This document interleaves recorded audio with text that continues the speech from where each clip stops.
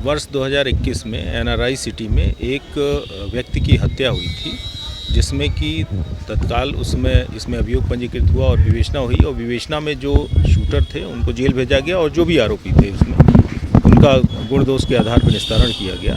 जो मृतक थे उनके पुत्र के द्वारा अप्रैल माह में एक एप्लीकेशन दी गई थी, किंतु उस पर कोई कार्रवाई नहीं होने के कारण उनके द्वारा तकरीबन 1-2 महीने पहले एक एप्लीकेशन पुनः दी गई और इस विवेचना से असंतुष्टि जाहिर की गई और उनके द्वारा कहा गया कि इसमें जो मुख्य लोग हैं, मुख्य साजिशकर्ता हैं, उनके खिलाफ कोई कार्रवाई नहीं की गई है।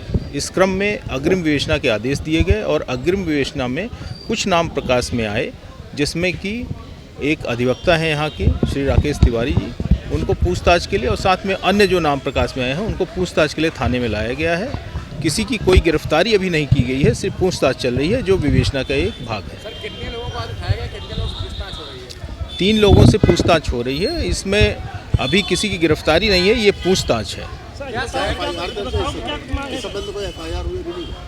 ये एफआईआर पहले ही पंजीकृत थी जिसमें चार्जशीट लगी थी। ये अग्रिम विवेचना के क्रम में। कौन है, क्या व्यापारी हैं या जो है? हाँ, 2 व्यापारी, ये एनआरआई सिटी के डायरेक्टर हैं।